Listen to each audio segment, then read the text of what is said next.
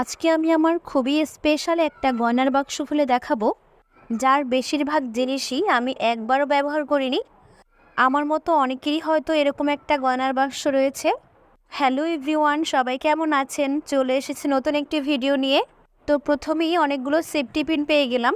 সত্যি কথা বলতে কাজের সময় আমি একটাও খুঁজে পাই না, ব্যবহার হয় না বিধায় আমার নিজেরও মনে নেই এর মধ্যে কি কি আছে।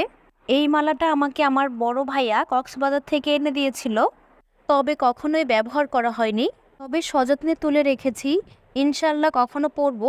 এই মালাটা সাদা রং হওয়ায় আমার সব থেকে পছন্দের। সাদা রঙের প্রত্যেকটা জিনিসই আমার অনেক পছন্দের, বিশেষ করে সাদা ফুল। আপনাদের ভাইয়া আমাকে এই কানের দুলটা ইন্ডিয়া থেকে এনে দিয়েছিল।